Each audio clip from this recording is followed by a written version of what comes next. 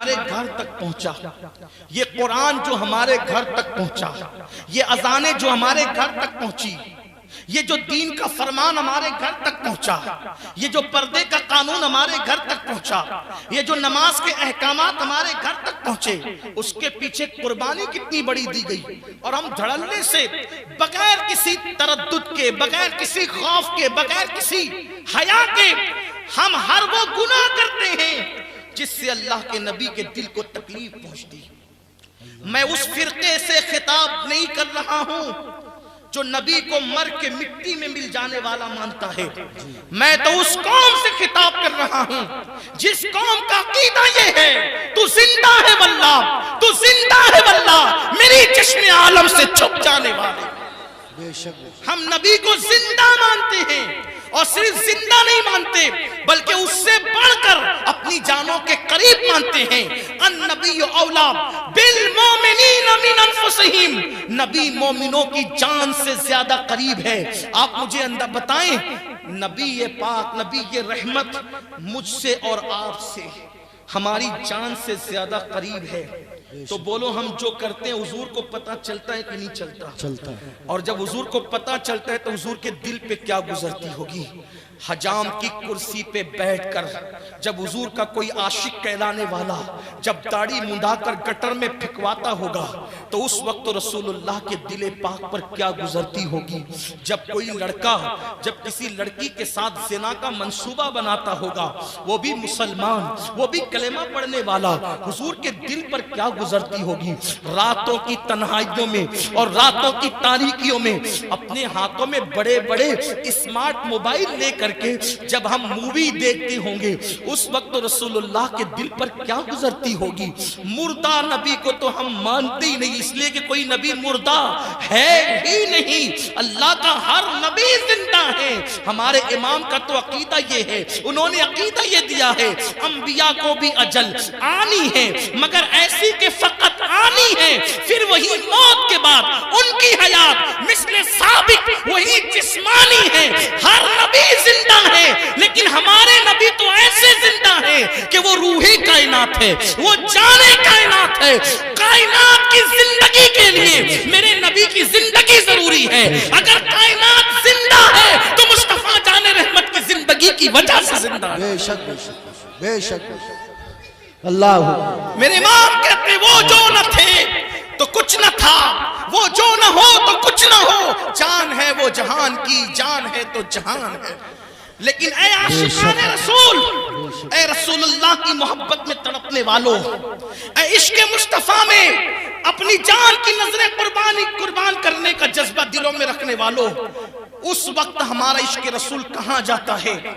جب ہم نمازوں کے وقت میں کرکٹ دیکھ رہے ہوتے ہیں، اس وقت ہمارے عشق رسول کے جذبات کہاں ہوتے ہیں؟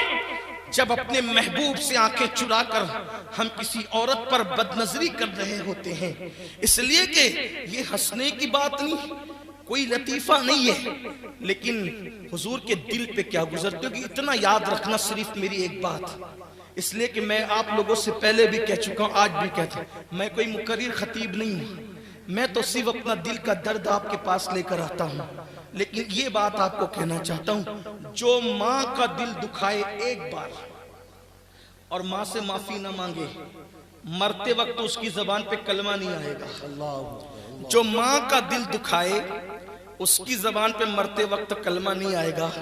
جو ایک دن میں 50 مرتبہ اپنے نبی کا دل دکھائے، اس قوم کا کیا حال ہوگا؟ آج مسلمان کہتے ہیں مولانا ہم پوری دنیا میں مارے جا رہے ہیں، کاٹے جا رہے ہیں، جلائے جا رہے ہیں، پوری دنیا والے ہم پہ ظلم کر رہے ہیں، ہمارے پاس خوشی نہیں ہے، بے چین ہیں ہم۔ میں کہتا ہوں کیسے خوشی ملے گی؟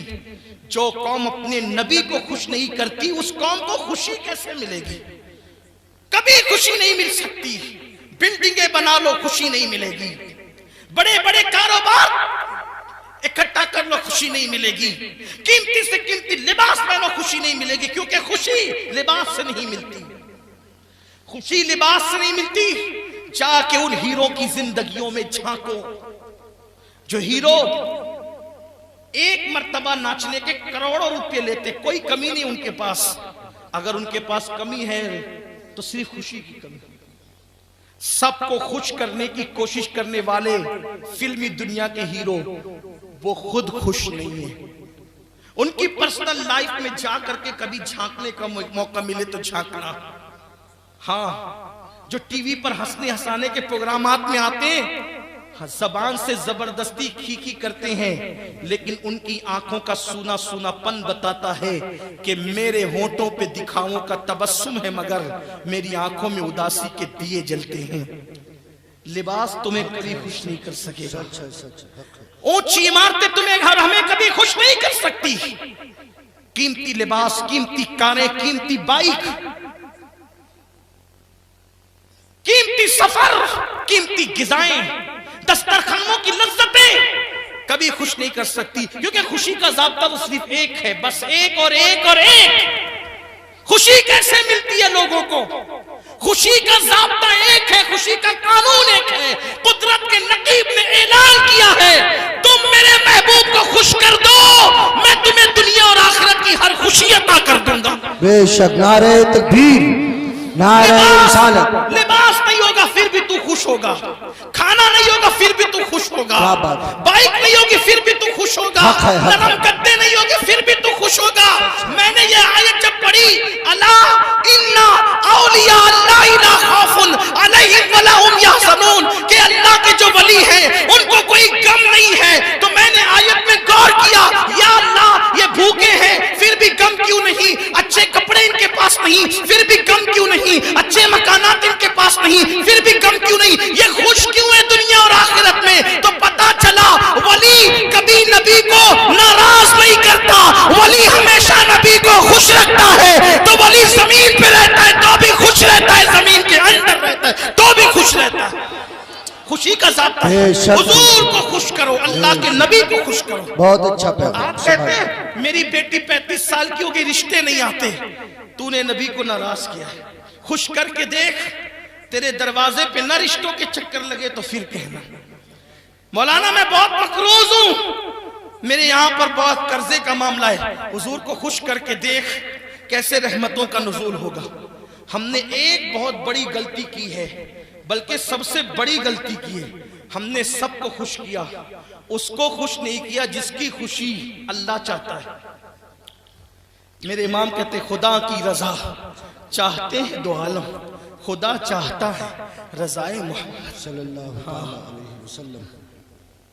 محبوب کی خوشی کے لیے وہ قبلہ بدل دیتا ہے. محبوب کی خوشی کے لیے حبیب تیری خوشی اس میں ہے کہ تو قبلہ بدلوانا چاہتا, لے بدل دیتے ہیں, اور اتنی جلدی بدلتے ہیں کہ نماز بھی مکمل نہیں ہوتی, 2 ہی رکعت پوری ہوتی ہے, 2 باقی ہوتے کا بدل دو قبلہ. اور پھر کس شان سے کوئی یہ نہ کہے کہ قبلہ اللہ نے کہا کہ اس طرف رخ کرو. رخ کا تعین بتانے سے پہلے قرآن کیا کہتا ہے؟ قد نرا تقلب وجهك فی السماء, اور آگے کہتے ہیں فلا نولینک قبلۃ ترضاها. اے محبوب ہم ضرور بالضرور بار بار آپ کا آسمان کی طرف چہرے کو اٹھانا دیکھ رہے ہیں. کیا کہا؟ قبلۃ ترضاها, اپنا رخ ادھری پھیر لے جس میں تیری رضا ہو. سبحان اللہ, سبحان اللہ. ہمیں عمارت سے کیا مطلب پیارے, ہمیں تو تیری رضا سے مطلب ہے. جس طرف تیری رضا اس طرف قبلہ پھیر, اس طرف چہرہ پھیر لے. تو ان کی خوشی کے لیے اللہ قبلہ بدل دے, اللہ ہو کر, بے نیاز ہو کر, رب ہو کر ان کی خوشی کے لیے قبلہ بدل دے, اور ہم امتی ہو کر, محتاج ہو کر, نیاز مند ہو کر, غلام ہو کر ان کی خوشی کے لیے اپنی گناہ آلود زندگی نہیں بدل سکتے. محبت کا تقاضا تو یہ ہے اپنے آپ کو بدلو. بے شک, بے شک. اس لیے کہ ہم گناہ کرتے ہیں, حضور کے دل کو تکلیف ہوتی, اور خوشی کب ہوتی ہے؟ جب ہم نیکی کرتے ہیں, نماز پڑھتے ہیں, حضور کو خوشی ہوتی. اب لوگ یہاں کہتے ہیں گفتگو سمیٹوں, اس لیے کہ ہمیں آگے پھر سفر کرنا ہے اگلی منزل کی طرف, آپ تھک نہ جائیں, اس لیے کہتے ہیں. آج لوگ یہ بات بہت کہتے ہیں کہ مولانا آج دور ایسا ہے ہم گناہ سے بچ نہیں سکتے, ہم گناہ سے بچ نہیں سکتے. میں کہتا ہوں غلط. اگر ہم بچنا چاہیں، اگر ہم بچنا چاہیں، نیت کرنا سچی اپنا کام ہے، بچانا میرے رب کے کرم۔ بے شک بے شک بے شک بے شک، آج بھی اگر کوئی بچنا چاہے بچ سکتا ہے جی بے شک، اور لوگ بچ رہے ہیں۔ انقلاب آ رہا ہے لوگوں کی زندگیوں میں۔ آج بھی دنیا میں ایسے لوگ ہیں جو تہجد گزار ہیں۔ بے شک، ہاں، آج بھی دنیا میں ایسے لوگ ہیں جو ناپ تول میں کمی نہیں کرتے۔ آج بھی دنیا میں ایسے لوگ ہیں جو اپنے بیٹے کو جوان ہوتے وقت کہتا ہے کہ بیٹا داڑھی رکھے گا تو گھر میں رہنا، داڑھی نہیں رکھے گا تو میرا گھر چھوڑ دے۔ آج بھی ایسے لوگ ہیں۔ ہم بیٹے کو کیا کہتے ہیں؟ دکان سنبھال تو میرے گھر میں رہے، دکان نہیں سنبھالے گا تو میرے گھر میں نہیں رہنا۔ میرے عزیز، میرے بھائی، تیرے نزدیک دکان کی اتنی اہمیت ہے، کبھی اپنے بیٹے کو یہ کیوں نہیں کہا کہ نماز پڑھے گا تو میرے گھر میں رہنا، نماز نہیں پڑھے گا تو میرے گھر میں نہیں رہنا؟ اگر باپ کی یہ تنبیہ ہوتی نا کہ نماز نہیں پڑھے گا تو میرے گھر میں مت آنا، مولانا کو کبھی نماز کی فضیلت پہ تقریر کرنے کی ضرورت نہ پڑتی۔ نماز کو